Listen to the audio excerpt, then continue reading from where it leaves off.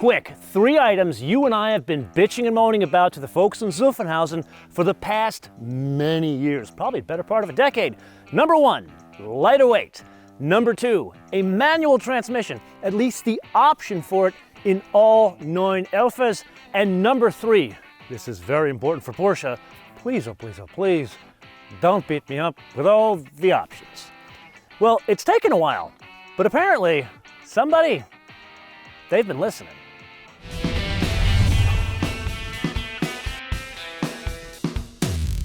So yes, that is quite a wish list, especially that last one, but what is this thing? Obviously it's a 992, it is a new flavor of 992. Well, technically it's a recycled flavor of 992. You see, there was a Carrera T from 68 to 73, then we had one as a 991. The whole concept was a lighter weight, more driver-focused 911 that's not necessarily the most powerful one out there. Now, why do I say that? This is effectively the base 911, which means it has the same 3-liter turbocharged flat 6, 379 horsepower, 331 pounds of torque.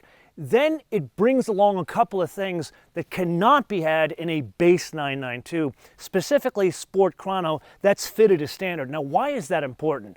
Yeah, there's that stopwatch on the top of the dash. That's neat, but that's really not the big point of Sport Chrono. Really, what changes the car are the adjustable engine mounts. Then they make some changes that are specific to the Carrera T, like fitting it with lightweight glass, removing the back seat, although that can be put back in as a no-cost option, and then going with less sound deadening. If I'm honest, a lot of that stuff is fitted as standard, or at least changed in a GT car, but that's a completely different mission from this, which brings us to the performance figures. It is a quick car, so 0 to 60 with a manual transmission that cannot be fitted to the base 911, that is 4.3 seconds to 60. A PDK, obviously faster, 3.8 seconds to 60. Either transmission, VMAX, 181 miles an hour. Okay, so it's a Carrera T, but what exactly does that mean? Slightly lighter weight, 3,254 pounds, or depending on express your weights and measures, 1,476 kilograms. Huge point of order that is 128 pounds lighter than a Carrera S, the one with more power. With that. Oh, that is something I have missed. Now, granted, it does not have the bite of the Carrera S because it's down quite a bit of horsepower, but it is still a quick car. I mean, come on, we discussed the 0 to 60 already.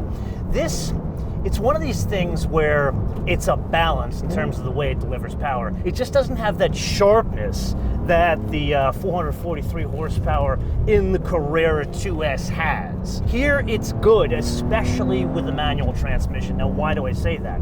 Because this isn't just a case of, oh, look, we've got a manual transmission in a rear-wheel drive car. It's a case of it is a good manual transmission. Okay, so that's all fine and good, but what the hell does that mean to you and I?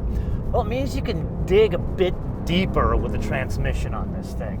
It isn't overpowered. It isn't the kind of thing like we've driven, what was it, the M3 and the M4. That car is indeed better with the auto because it got so much power, and I would argue if you want to have more fun with it, you get the automatic. This one, it's a bit more balanced. Balance is not the right term for this.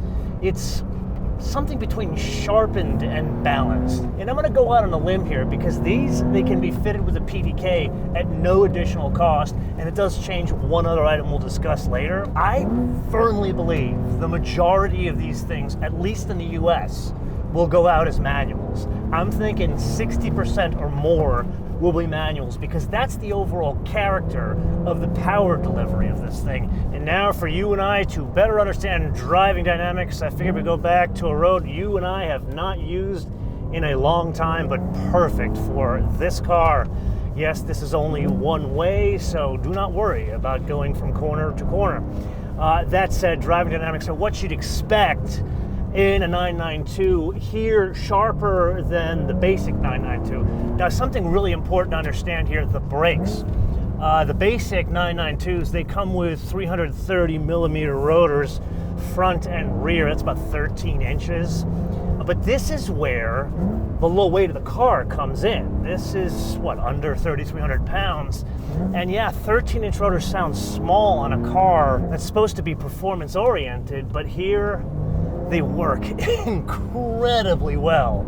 Then we got to press on to one huge difference between this and the previous Carrera T, and that is no mechanical limited slip differential. The manuals have the Porsche torque vectoring, and the PDKs have the Porsche torque vectoring plus. Can I honestly tell you, there is a huge difference between the previous generation of 991 Carrera T and this. No, yeah, I love the concept of an old school mechanical limited slip differential, but this, it's otherworldly, and really that is a huge function of the lightweight in such a magnificent platform. It's still the McPherson's in the front, so it's not like the GT3 and the multi-link in the back. So as you and I transition back to two-way traffic, let's have a discussion about composure, because that's a big theme going on here. Why is that? Well, it has a lower ride height. It's got the PASM Sport suspension fitted as standard, so that's 10 mils lower, and then it's adjustable dampers. Right now, you and I are in the stiffest setting. And what does that mean in terms of driving dynamics? Well, it's sharper. Is it sharper than every single 992 you and I have driven? No, it's definitely sharper than a base car. I would argue it's sharper than a Carrera S without chassis options. And I would argue it's definitely sharper than a Targa, because remember, a Targa, that's almost 600 pounds heavier than this. So that's where the weight difference does come into play. And I'd say this is more perhaps psychological with some technical scientific bits to back it up. It all kind of comes together and makes this something you feel much more confident pushing it harder on roads like this, because that's really what this thing is about. Is it a track? Oh man, is it a track car? Is it something you go slay your friends with only 379 horsepower? Probably not. But I definitely feel I am going to have a shit-eating grin on my face after a day in the canyons with this thing, which you could probably already see.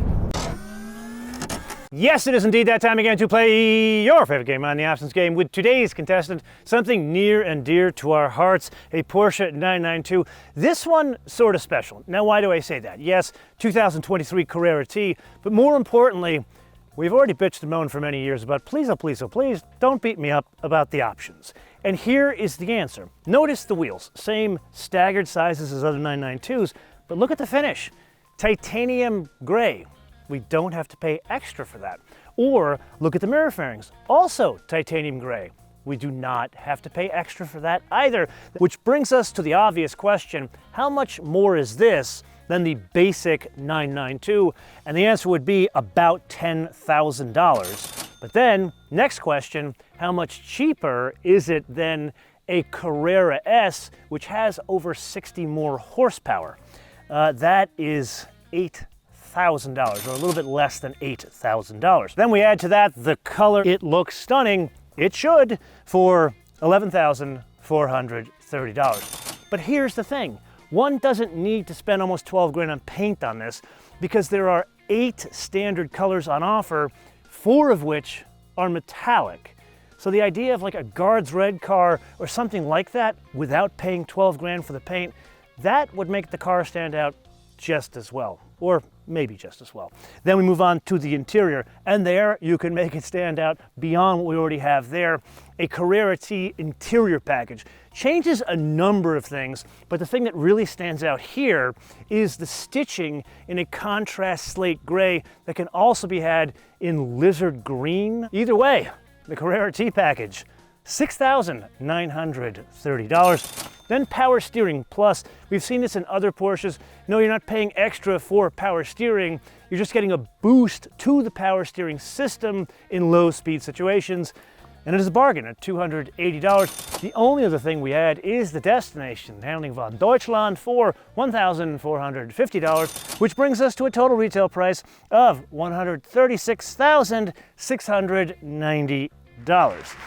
Now, in this case, I did, for grins and giggles, go and configure one online as I would do it, without that paint, but add things like a front axle lift system, which you need in this car, and then the front, the chin spoiler, painted to match the body color, and then of course a glass sunroof, but still went with no back seat.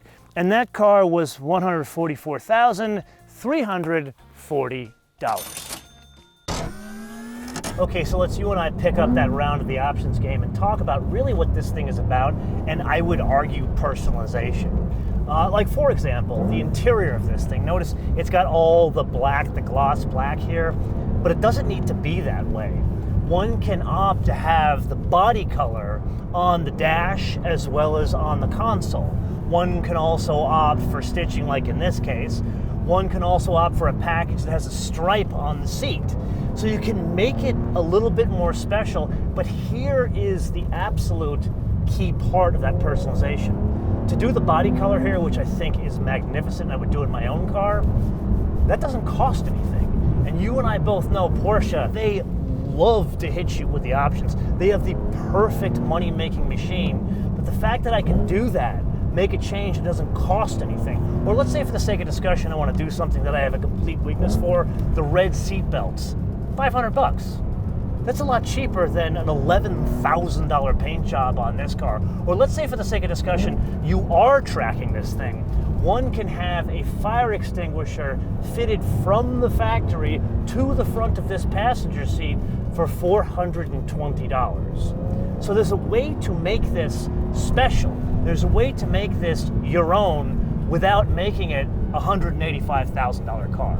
Okay, so let's pick up on that last point to really understand what we have learned today. This, magnificent to drive, but there's a catch. It only pencils out with very few options. It's kind of like the Cayman GT4 that you and I have driven a couple of years ago. Probably the best value in the Porsche world, but there you gotta go low options. This is the same thing. I would argue this is the second best value in the Porsche world, but you can only do it with like basic colors, maybe a couple of trim items or something that's important to you like a sunroof or front axle lift, and that's it. Because when you start getting into crazy options, then you start scratching your head and say, well, for $8,000 more, I can get the one with 64 more horsepower, and that can be had with a manual, and then it's a little bit more compelling to get the car that is the S, not the T, which brings us to the wish list.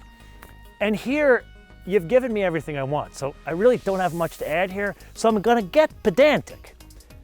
Porsches, their basic stereo systems, they're criminally bad, like really bad, no bass. I get they're doing that because they want you to buy the $1,600 Bose system, which is not an offer here, or the $5,000 Burmester, which is great, on offer here. But again, this is about value, not about spending money on options. So can you please, oh please, give us a better stereo, maybe the Bose as standard, and then more people might go to the Burmester. And then while we're at it, how about making the front axle lift as standard? Because the only ones making money on that deal are body shops when we inadvertently hit the front of our cars and we want to make them look pretty. And if you really amortize it over all the different 911s that are sold, probably would bring the unit cost down. But then I'm starting to sound like a bean counter, which I'm not. And this is the point of the episode where I turn this around to you guys to opine in the comments below, or via our social media, MotoManTV, all one word, MotoManTV, all one word, Facebook, Twitter, and Instagram. And if you got value out of this episode, I would greatly appreciate you sharing this with all your friends on your socials and clicking subscribe and notifications. Until I see you in the next episode, bis später.